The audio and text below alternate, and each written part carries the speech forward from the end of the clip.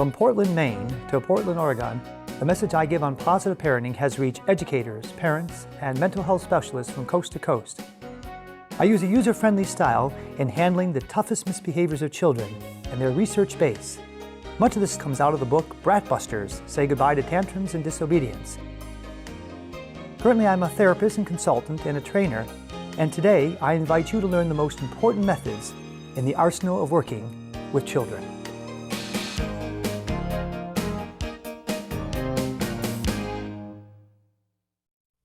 Welcome to Positive Parenting.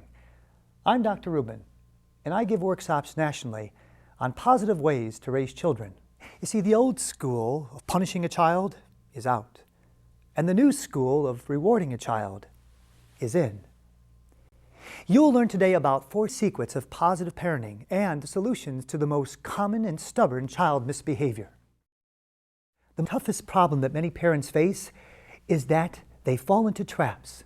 Now we're going to look at the 4 secrets of positive parenting, and after that, look at the solutions on how you handle the most common problems of everyday life. The first secret: never, ever take your child's behavior personally. No matter how much you feel the child has their own intention for doing things, always learn to stand back and be objective. Secret number 2, you never, ever lose control. You're just temporarily inconvenienced. Secret number 3, if it feels right, you're probably doing it wrong.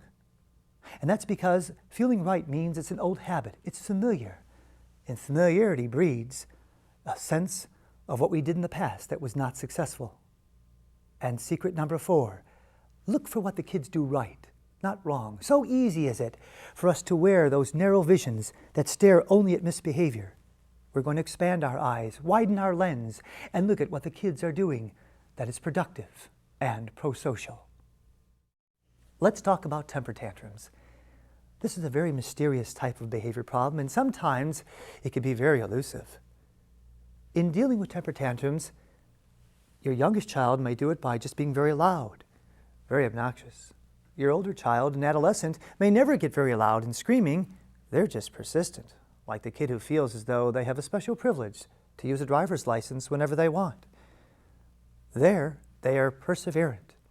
But no matter what form of temper tantrum it takes, and no matter where it happens, we can use the same 4-step approach. Here is the user-friendly way you can use it. First, ignore the behavior. Step 1 says when you ignore the behavior, you don't look, you don't touch, you don't come close, you don't glare, and you don't debate with the child. Just walk away. This doesn't mean you leave the house and allow the child to be stranded. It means you don't pay attention to the behavior. Even if the child is crying and pressing for you to pay attention to them, walk away. Step 2 is look for the burst. You see, when a child is ignored, they work very hard to get your attention. That's what they're used to. You used to always give them attention, and now you don't. They wonder why. So they work harder, more viciously. They put more momentum into it. Ignore that burst. Step 3, look for the burst to subside. That means it goes down. I know. Sometimes you feel bursts never subside. You feel as though a child has aqua lungs, has enormous energy and lives forever, and continues to do this because they hate you. Not really. A child who is yelling and screaming forever is because you by mistake gave attention when you shouldn't. So don't stare at them. And don't bend down and ask them, "Are you done yet?" when they're already done, because then they'll start again. Step 3, look for the burst to subside. In step 4, we have one more thing to do. You see, we've just gotten rid of behavior, but that's not as good as constructing new behavior. That's the fun. So in step 4, you wait 15 minutes. After the behavior goes away, 15 minutes. Why? It's a firewall. It's a cage. It protects you and the child from accidentally giving the child a little firecracker that sparks them back into the temper tantrum. 15 minutes pass, and then ask the child to come over to you. You see, you've taken away the attention, but now you want to give them attention for good behavior. So after you ignore them, and after you wait 15 minutes, step 4 is to ask them to come over. Say, "Lucy, come here. Rick, come talk to me." We've just talked about the 4 steps of temper tantrum control, And you're probably thinking to yourself, oh, I've done that and it doesn't work at all. Give me something that's new. Give me something that will make me feel like I have control over my child. Well, let me tell you why the temper tantrum method you've attempted to use doesn't seem to work. In fact, the very complaints that you say doesn't work probably are proof that it does. I'll tell you why. There are 4 common reactions whenever you say to your child, Tamika or Addison, come over here, to give them attention at the very last step. But there are 4 ways they may react, and these ways are very deceiving.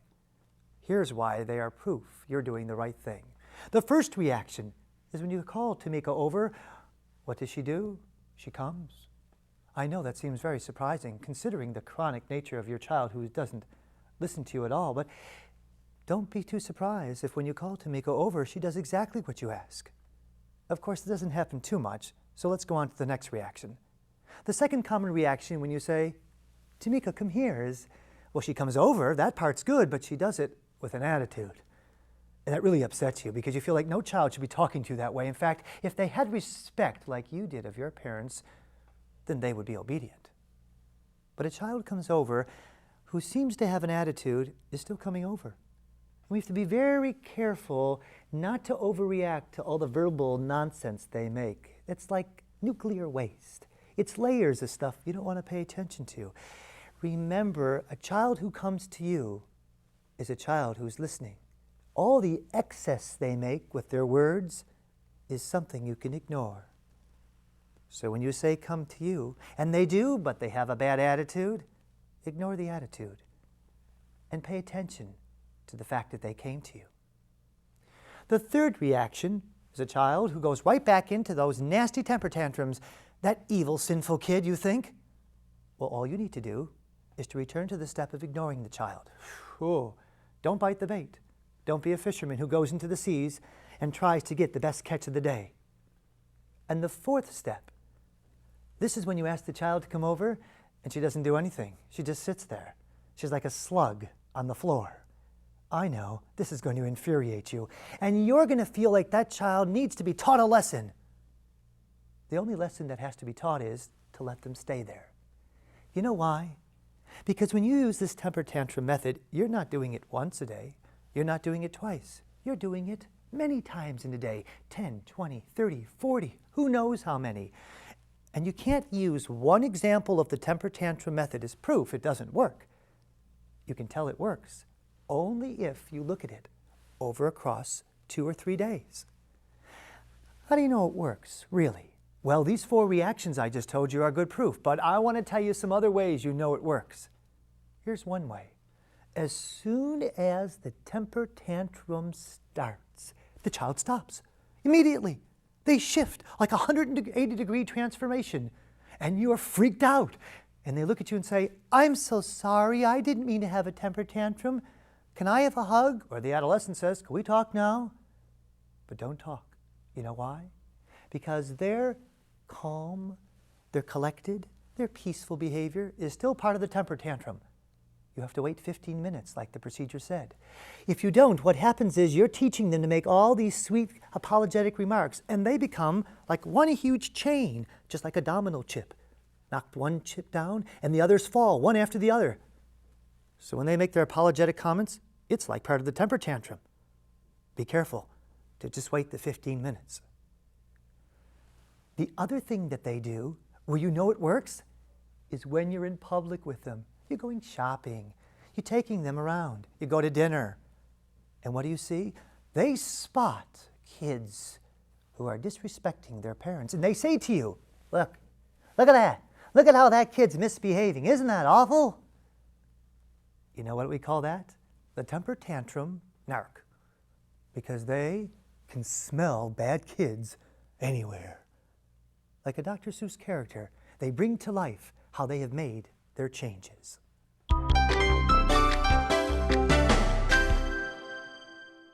We're going to talk about not taking it personally. This is my favorite area. And today here we have Marilyn, and Marilyn has 2 children. She has a 15-year-old named Jennifer, and she has a 17-year-old named Michael. They are great kids, aren't they, Marilyn? Oh, they're wonderful. I love them both. But the trouble is, Marilyn, you take what they do so personally, don't you? Yes, I do. It doesn't take much for them to be angry and annoyed, and Marilyn reads right into them as if there was a secret message between the lines. What I want to do is to help Marilyn not to take their behavior so personally. And the method we're going to use is called I, R, and S. And this stands for I, isolating the assumption. R, we're going to return to the natural events. It's really neat how we do that. And then S, which is to select what to do differently. I got to tell you though, IRS, Marilyn, won't help you get rid of their bad behavior. So if they're lying or if they're stealing something, this isn't going to change it. But what it will do is it will get Marilyn to feel like she is not going to dive right in and be very upset. Let's see how this works. The first step that I do is I will show her a little bit of what I think Michael does that really gets her goat. All I want Marilyn to do is tell me why she thinks it's happening. So we're starting with I, which is to isolate the assumption. Marilyn, watch this and you tell me, why would Michael do this behavior?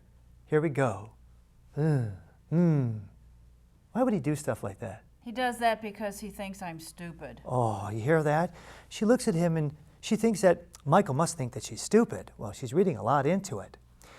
I'm going to say to Marilyn, how would you like to know why you're saying that? Because there really are 3 reasons that come together, and we can dissect them into 3 simple pieces of a puzzle.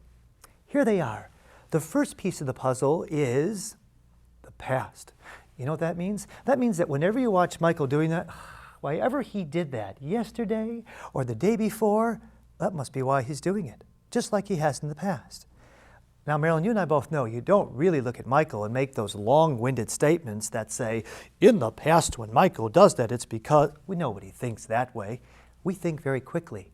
We think in a Reader's Digest version. And so when you watch the child behave, you hear yourself make a statement like, uh-oh, or he's doing it, or here it comes. Because if he's done it in the past, then for sure you think that's why he's doing it now. The second piece of this puzzle that helps you figure it out is motive.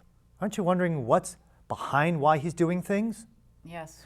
I want to ask Marilyn, whose motives? She knows better than anybody else. Marilyn, whose reasons and motives do you know better than anybody else in the whole world? Well, my own, of course. That's probably true. Because she knows her own, what she does is she looks at Michael almost like she has 2 types of glasses on. The first side of the glass she looks through and says, I know why he's doing this. It's because that's what I would do. Yeah, we look at a child almost as if they were a mini version of ourselves. But the other side of what we do is we look at a child and think, oh, I would never do such a thing like that. That's sort of the grandparent, the moralist inside of us. Can you picture yourself doing stuff like that? Oh, yes, very much. So motive means we either look at the child and say, oh, just like me, he must be a mirror. Or 2, I would never do such a thing like that. The third piece of the puzzle is blame. I bet sometimes you feel like it's your fault or you're angry at him, aren't you? Yes. Marilyn, watch me carefully and tell me, when you see Michael do this, whose fault do you think it is? Your fault or my fault? Watch me. Well, it's his fault. It's his fault. Well, now, Marilyn, watch me do something else and tell me whose fault it is. Oh, shut up, Mom. Well, it's his fault. Well, she thinks in both cases it's his fault. You know what, though? Sometimes, if a child's actions are very quiet and subdued, we think it's our fault. We do. We blame ourselves. And we can go into several types of thinking about why we make mistakes. And the more conspicuous the child's actions is, the more that they do things aloud, the more we blame them. In this case, you think it's his fault twice. It isn't so much whose fault it is, as much as when we think of fault, we always blame in absolutes. Don't you think Michael always does that? Or Michael never does that? Or Michael should do that? Or Michael better do that? Does that sound like the thinking you have? Yes. When we think like that, should, ought, must, we're being a perfectionist. We're pretending that the world has to be perfect, and if it isn't, it really, really upsets us. Well, that's the I step. Let's go to the next step, which is R. Return to the natural events. And I have to tell you, this is the toughest thing in the world because you have an image of why that child is doing things. So let's see if we can not look between the lines or create reasons. Let's just see what the child is doing on the surface. Marilyn, this is a very tough part of the, but I'd like you to watch what Michael does and just tell me only what your eyes see, not what your thoughts see, not what your heart is guessing, and not what your emotions are seduced by, but just what your eyes see. Are you ready for this? Okay. Watch carefully. What did you really see? Just a kid making a face. That's right, a kid making a face, but that may be a fluke. So let's try it again. Marilyn, watch me again and tell me what you see. Oh, making a nasty face. Well, there you go, nasty. It was only a face, but Marilyn, you by mistake read into it and said it was nasty. That's your eyes projecting into it. Instead, look only at my actions, just at my movement, what I say or what I do, but don't read anything else into it. You know what's really tough? Words. Do you think I can trip her off with this? Marilyn, this time listen to what I say and tell me only what you hear. Imagine if Michael said this, "Shut up, Mom." What did you hear? I heard someone say, "Shut up, Mom." That's right. You know what you're thinking, don't you? He swore. He was rude. Who died and made him boss? Who made him bigger than his britches? But that's really not happening. Look only what the child is doing, and you will find that it will slow your anger down. You know why? Marilyn, do you know why you won't get so angry? Because the I and the R step, they do two things. One, they clean away, they fumigate a lot of the wrong stinking thinking that you do. And the second thing it does, it's like it holds you back like a strap. The longer that you look at a child and say, "That's not what he's done in the past," or "That's not my reason for doing it," or "I'm not going to feel at fault," time is passing. And as time passes, your anger goes away. Do you think, Marilyn, if Michael does something like this, and you don't get at all angry and you wait about 5 or 10 minutes, will your anger pass a little bit, or will you be just as angry as when he first did it? I think I might be less angry. That's right. Anger goes away. It's like a bad dream. It fizzles away as time passes. I and R. Well, what's the final step? S. S is really neat. That's when you select what method to do. But you can only do that if you're calm, collected, composed, and can look through objective eyes.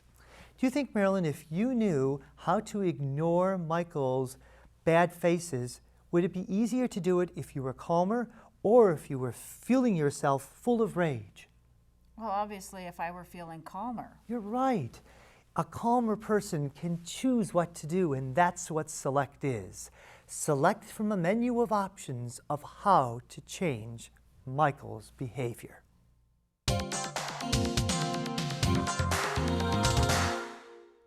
Let's talk about following instructions. This is the pet peeve of all parenting. If kids would just listen, wouldn't it be nice if they were like Pygmalion, and that way we could shape them any way we want? Or if they were like Pollyanna, always smiling, or if they were like a chameleon, they would just turn whatever color we want them to be. And that way kids could just conform to our world.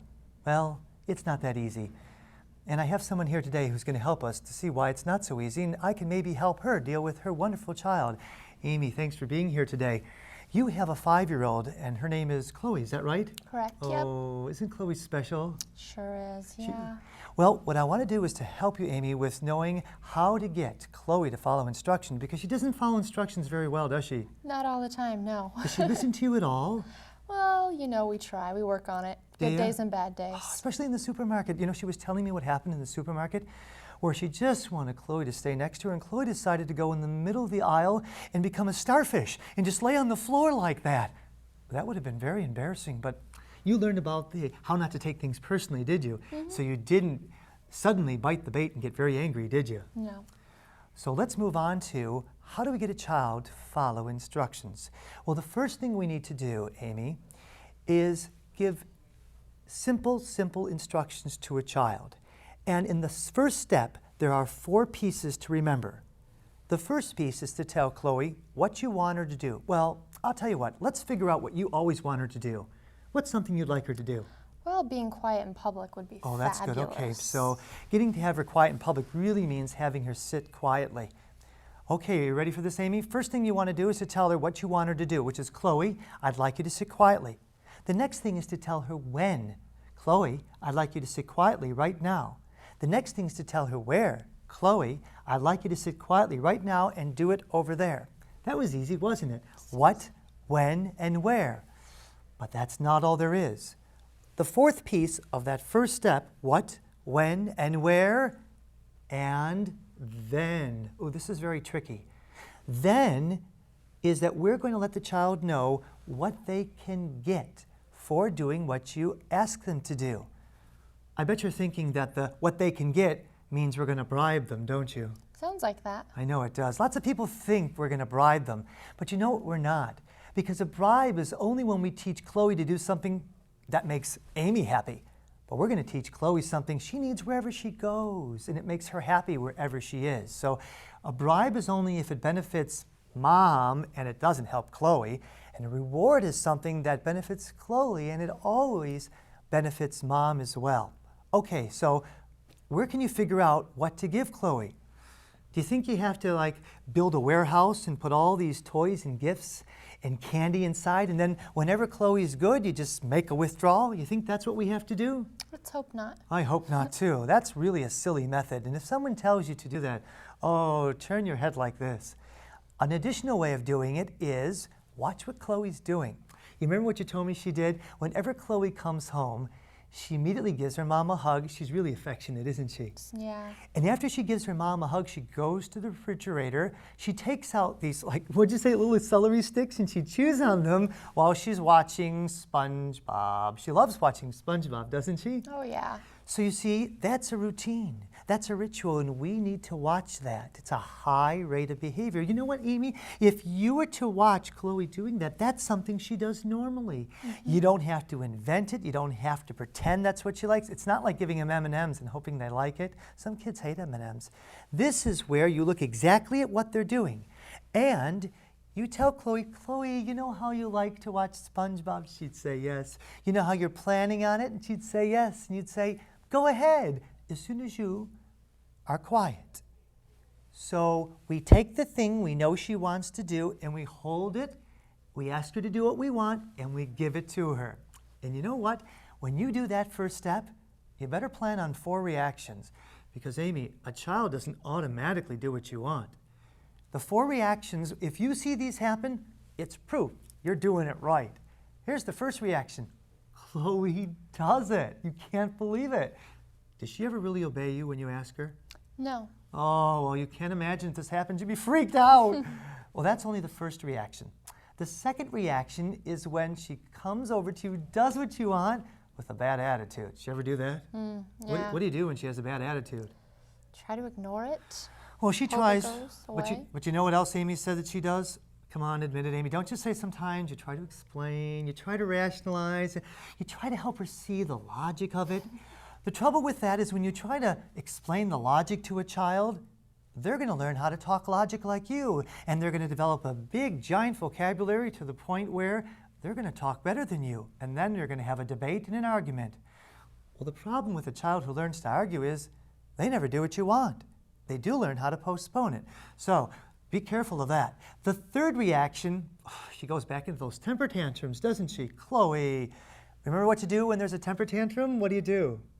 Get mad? No! Oh, Amy, I'm so glad you're here today. You ignore it. You Oh. ignore it, that's right. Right. Remember we showed that to Marilyn. You ignore the behavior.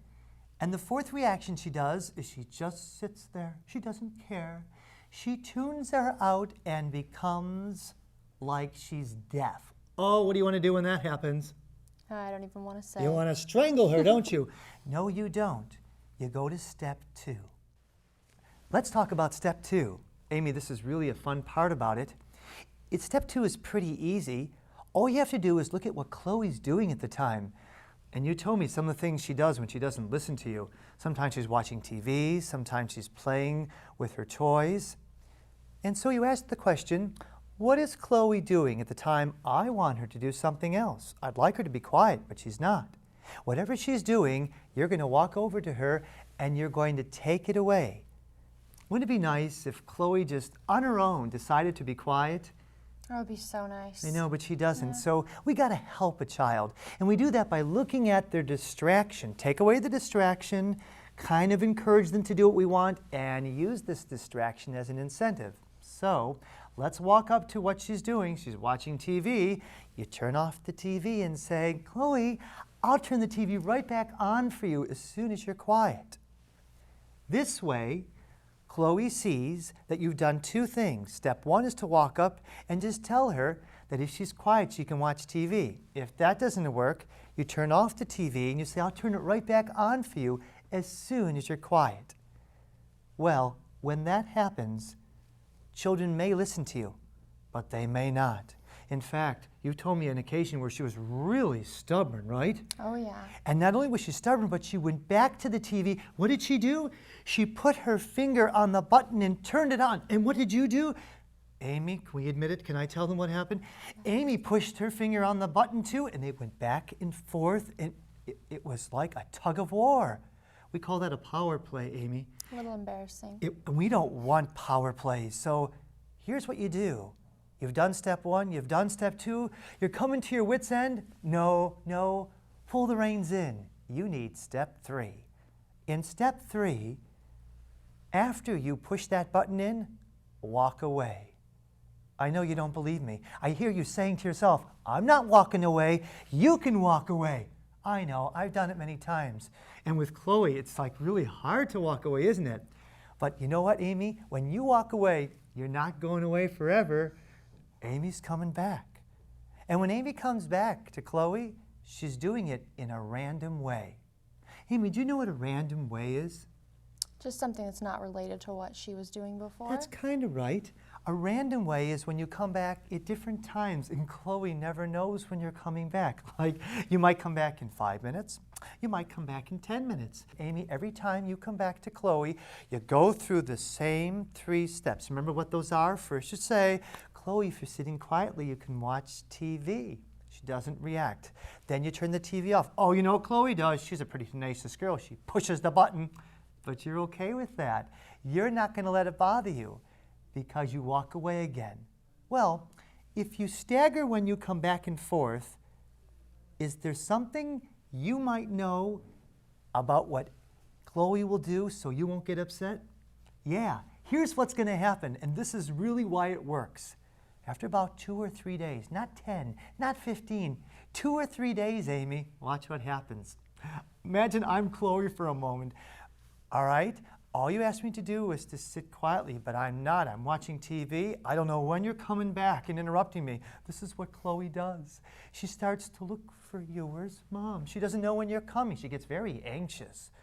I know that seems barbaric. I apologize. But the reason why she's anxious is because whenever you do something like that, you stagger it, it always makes a person feel anxious.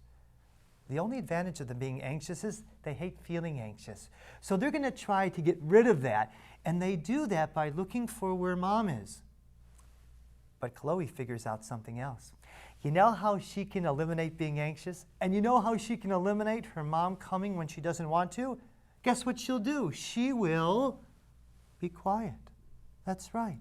A child learns not to be anxious. The child learns to get rid of Mom and not be surprised by Mom by doing exactly what Mom asked. The 3 steps, again, to get a child to do what you want. First, you look for what they naturally enjoy, and that's what you offer to them as an incentive for something you want. But if it doesn't work, you take away the thing they're doing, which competes with what you want, and you use that as an incentive.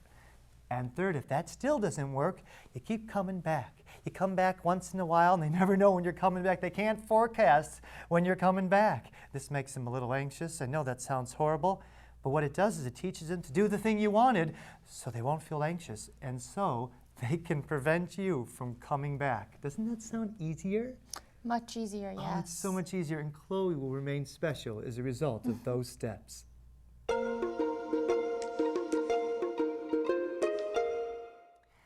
Amy, I'm so glad that you're back here because I forgot to tell you something very important, and that is why when you give Chloe instructions, it might not work. You see, as easy as it is that we just talked about using this if and then approach, hey, Chloe, if you do this, then this will happen. Oh, sometimes little easy errors we make can become Herculean mistakes. For example, tell me if you've ever done this before. You say to Chloe, Chloe, if you don't do this, then, and you threaten her. Did you ever threaten her? I have, yeah. Oh, see what happens when you threaten a child? They get scared. Whenever we threaten, it looks like maybe they'll do what we want. Like, you know how you told me that scaring her, intimidating her, makes her act real quickly. She does whatever you want, but oh, you know the side effect of that? The side effect, Amy, is that she only does what you want when you yell. And from that, Chloe learns to do things at the last minute. You know what we call that?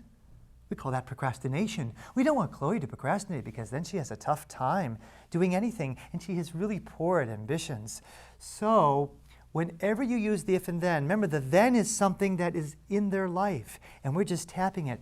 The then should never be a threat. It should never be an ultimatum. It should never be a scare tactic. Even if you think it works, it has some really awful emotional and behavioral costs to it. The other way of thinking that Chloe is not really listening to you is when Chloe actually gives you proof that you're doing the right thing, but you don't think so. Let me give you an example of that. Has Chloe ever said something to you like this? Mom, tell you what, I'll make my bed and I'll even give you a hug if you give me $50. Oh yeah, she said that. She's real good with money, isn't she? Mm-hmm. You know the trouble with that? I bet sometimes you think like she's controlling you, don't you? Oh, certainly. Like she's a manipulator. Yeah. Who does she think she is? Isn't that the feeling you have? Well, here's the good side of it. She's really not trying to exploit you, and she's really not trying to be a labor relations specialist. What she's doing is proving to you Chloe understands the relationship between if and then. Don't worry, you don't have to give her $50. You can just tell her, well, we'll do something else. But remember, don't take it personally and think that she's just trying to turn you into the child and she's the parent. But there's a third mistake we made. Do you remember when you told me that you got Chloe to do something and that worked really good, and then like 3 days later or 5 days later, all of the effort you put in fizzled away? Remember that happening? Oh yeah. It was like Chloe was a wonderful plant, and when you fertilize her and you water her, she does great. But if you forget to do that, she wilts. That's what skills are like, and compliance and following instructions is like. You know what we can do to prevent that?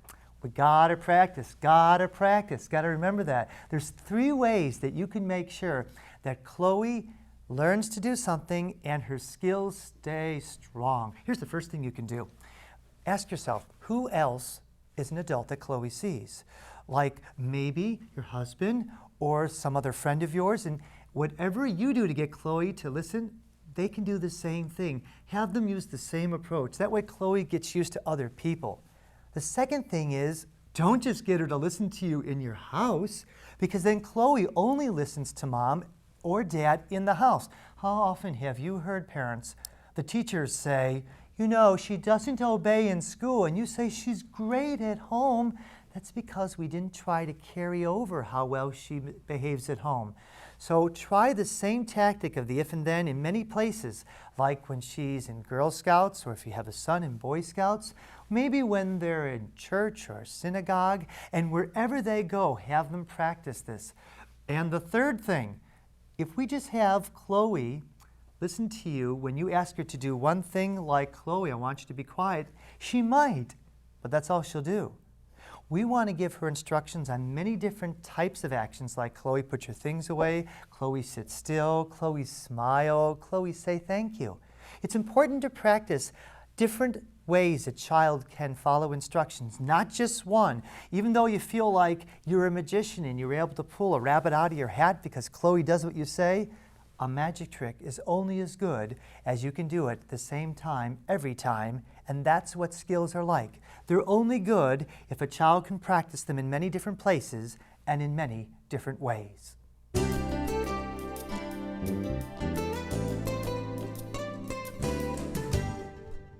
Let's talk about when kids get into fights, whether it's a verbal fight, whether it's a fist fight.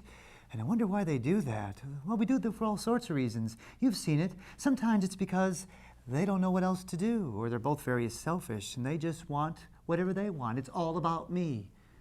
I know that you've seen that happen, Amy, with Chloe, the 6-year-old, and their neighbor. What's that neighbor's name? Bailey. Oh, Bailey. Bailey's about 7 years old, right? Yep. They get into it so quickly. And what do you do right now? Remember when you told me that you just try to part them, sort of like the sea, right? Like Moses is saying, part, kids. But that doesn't work real well, does it? Nope, You not know, at all. you know why it doesn't work well? Because when you part the kids like that, what Bailey and Chloe really learn to do is they learn how to get out of the situation. Yeah, it's like an escape hatch. We don't want that. The method I'm going to be teaching Amy about is a way for the kids to stay in the situation. We're going to teach them how to recover. See, that's a skill you need. Amy, they need that for many years ahead. I mean, think about it. If you were working someplace and you got angry at somebody, you couldn't just say, I'm out of here. You'd have to learn how to deal with the person every day. So the younger that children learn how to recover in situations they're angry at others, the better they learn to handle situations in life. Here's the approach to take. When Bailey and Chloe are getting into it and they're really upset, here's what I want you to do. First, you go over to both of them and you say, you come here, you come here. So step one is to bring them both over to you. I have to tell you, you may not even need to do that because the kids get so angry the moment they see you and as an adult, they run over to you and they pretend that you're a judge. And they want you to be the one who passes verdict on who's right and who's wrong. Don't you fall into that trap? Oh, definitely. And you try to be the umpire and the referee and tell them, okay, don't do this and let's work this out. Don't do that, Amy. Don't fall into that trap. Don't try to solve it for them. In fact, it sounds really nasty, but ignore all of their pleas for you to figure it out. That's step one. Call them over, and when they try to get you to solve it, don't solve it. Step two, have them say they're sorry. Chloe, say you're sorry. Bailey, say you're sorry. They might not say they're sorry. In fact, I'll tell you what's going to happen. One kid is always the one who tries to be apologetic. Is that Chloe? She's a little sweetheart, isn't she? Yeah, definitely. Bailey may not do that, though. Bailey may say, I'm not sorry, and that's okay. You go on to the next person. The next step, then, is to have them shake hands or give a hug, because at little kids, you can do that. Mm-hmm. Well, tell me, is Chloe a very affectionate person? She can be. She can be, so she'll probably want to give the hug. How about Bailey? Is he very affectionate? Well, that I can't guarantee. No, he's not. And if he doesn't want to give a hug or shake hands, I know you feel like it doesn't work. That's okay, because those first 3 steps, just bring them together. It is the 4th step, my favorite, that really is the snap that clips it together and makes this work. In step 4, Amy, what I want you to do, I want you to come up with some spontaneous, some quick task that they can do together as a shared team, but it doesn't have to be very important or very long. For example, I'd like you to tell them, okay, Chloe, I want you to pick up the lint on that side of the carpet, and Bailey, you pick up the lint on that side of the carpet. Or if you're in a car, you know how miserable it is in a car and the kids are yelling and screaming, you just want to slam them in their, don't do that. Instead, what I want you to do when you're coming up with the task is say, okay, Chloe, you tell me the number of times that the singer sings the word it. And Bailey, you tell me the number of times that the singer sings the word and. What you come up with doesn't matter. What matters is that the kids gotta do it together and cooperatively. But what if they don't? I know you're thinking, oh, this sounds really too ideal, kind of like make-believe. Do kids really do those things? Let me tell you what happens if they don't. There are 3 common reactions when you do this method. The first one is they do it just like you asked. They do the task together, and then they go back to what they were doing, and everything's okay. The second reaction is when one does it, Chloe does it, but Bailey says, I'm not doing that, that's dumb. Should we make Bailey do it? No, just ignore it. And the third reaction is when they both say they're not doing it. I guess that means it fails, huh, Amy? No. You're right, it doesn't fail, because whenever you use this tactic and you use it many, many times, 10, 20, maybe 40 times in a day, you can't judge the success or failure of it based on a single instance. So, how do we know if it really, really works, even if they both don't cooperate? Here's how you know it works. This is so neat. I love this. You listen. 2 or 3 days later, after doing this step every single time, just listen in. Watch this. When Bailey and Chloe are playing together, what they're going to do when they get into a little roughhousing or they start talking back to each other, one of them will say to the other, look, let's just figure it out because I don't feel like picking up the lint. That's right, they'll avoid doing that. And, Amy, that's how they learn to do things together. Now, I have to tell you, it doesn't mean that they will be a Socrates or an Aristotle and figure how to solve it. It just means that they will learn how to stay together.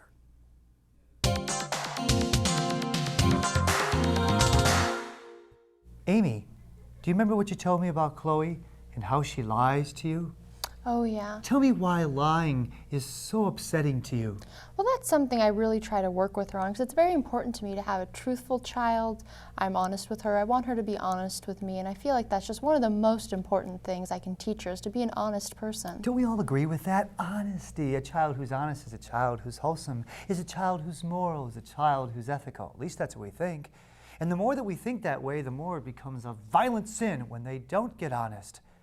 I want to show you how you can make a child honest. Now, when I show you this method, some of you are going to look at it and go, oh, that's not going to change him. I hear you saying that. You're going to think that this is not going to reverse the kid who always lies, who's a pathological liar, who's compulsive. But you know what? You got to start somewhere.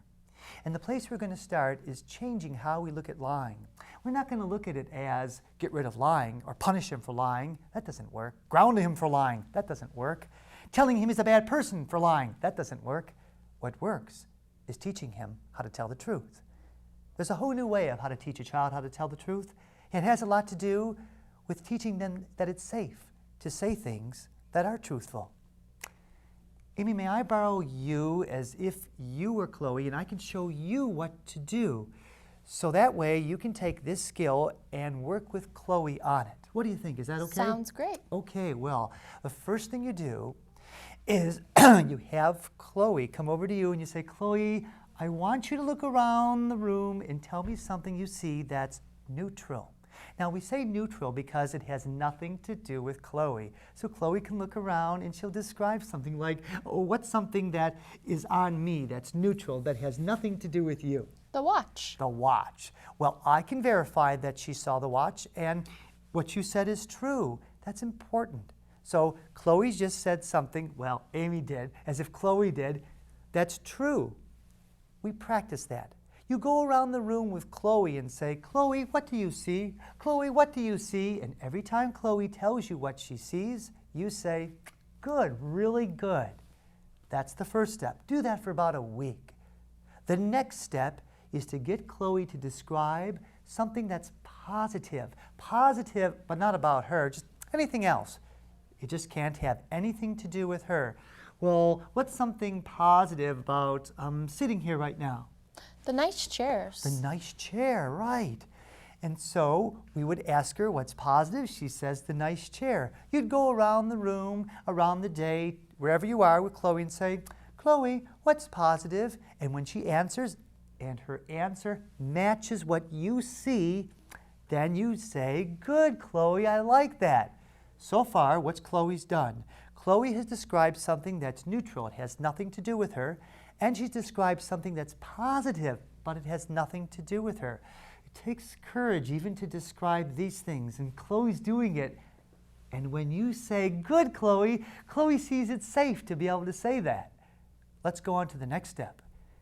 You want Chloe to describe something that's negative, but has nothing to do with Chloe. Like, what's something negative that might be like right now? The bad weather. Oh, it is. The bad weather is horrible. So we go to Chloe and say, Chloe, can you tell me something that's negative? And she sees it and says it. Great job, Chloe. So what have we done? We've taught Chloe to say something neutral and said, good job. We've taught Chloe to say something positive and say, good job. We've asked Chloe to say something that's negative and say, good job. Marvelous. Now it gets a little tougher. You see, all she's done so far is just talked about things that have nothing to do with her. We're going to elevate the level of fear and risk by having her talk about something dealing with herself. Ooh, she doesn't like to do that. I don't think so, no. Yeah, kids don't like to be vulnerable. They're very guarded about that. They put little types of protectors up and say, don't get close to me. This is one of those steps that can penetrate it.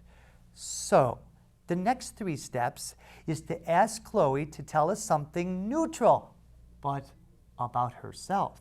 Like, if you were Chloe, what would be something neutral about yourself? My black pants. That's right, she has black pants on. Hey, and I can verify, you do, Amy, you have black pants on. So you say to Chloe, Chloe, what's something neutral about yourself? And when she answers what you see, you tell her, yeah, that's right. We've now practiced neutral, positive, and negative things that have nothing to do with Chloe, and neutral things that deal with Chloe. Ooh, we're going higher and higher on this scary, scary carousel. So now what I want to do is say, Chloe, can you tell me something that is positive, but about you? If she says something and it's positive, but you can't prove it, do you accept it? Oh, like for example, let's suppose Chloe comes home and says, my friend gave me a doll. And you don't know if the friend gave you the doll or not. What do? Would you accept that? No. No, you know why? Because when a child says something positive about themselves, got to have proof. Got to have something to validate it. It has to be something you can see or something that you can measure. That's called authenticating it. So if Chloe says, well, I like my hair a certain way, that would be positive. If she says, I like my outfit, that would be positive. What have we done? We've practiced neutral, positive, and negatives about things that have nothing to do with her, and neutral and positive about things that deal with her. We have one last step, Amy. This is a tough one because Chloe does not like to share about herself. This is where we have built up her bravery, and she is able to risk sharing something that's about herself, but it's negative. Okay, Chloe, we'll ask her, Chloe, can you tell us something that's like negative about yourself? And what if she does? Do you get mad at her? And you tell her, how dare something bad like that happen to you? I guess I better not. No, you better not, because if you do, you'll scare her. You'll stump her growth. You'll make her go all the way backwards, and we'll have to start all over again, just like Humpty Dumpty falling into pieces. But here's the neat thing. When you get your child to talk about neutral things, positive things, negative things that have nothing to do with them, and neutral things, positive things, and negative things that have to deal with them, what have you really taught them? Amy, do you think when we do that, you will then have taught Chloe to tell the truth? Maybe. Well, not really, but here's what you have taught her to do: to report facts. That's what telling the truth is. Telling the truth is learning that it is safe. No one will hurt you. No one will scare you. No one will yell at you if you just describe what you see. And that is how you get a child to stop lying and to see that it's okay to report things in their life that are truthful.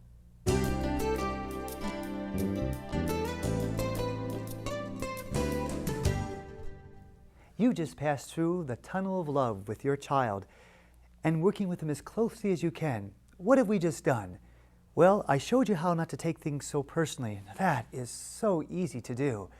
I also showed you a way on how to handle those little bursts, those explosive galaxy-like and torrential rainstorms that a child does when they get angry, how to handle tantrums.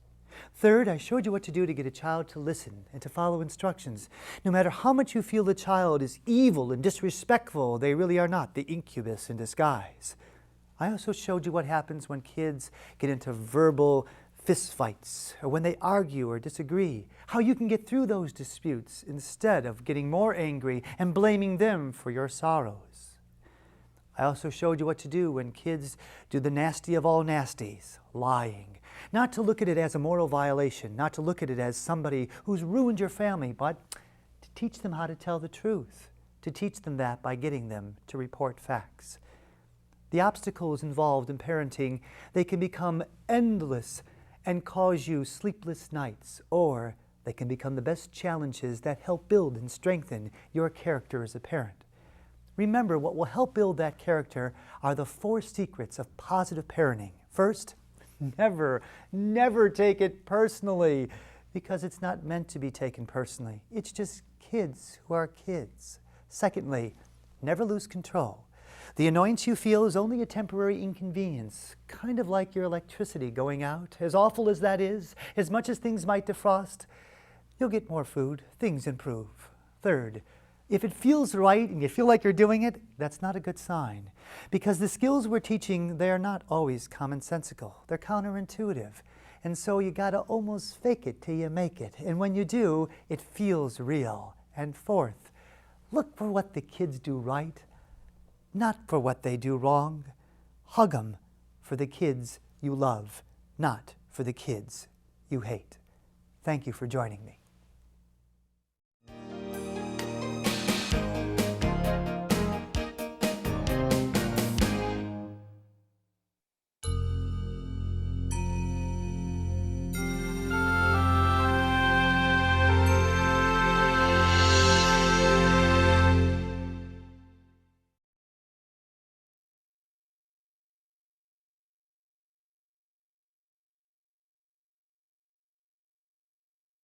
Three seconds.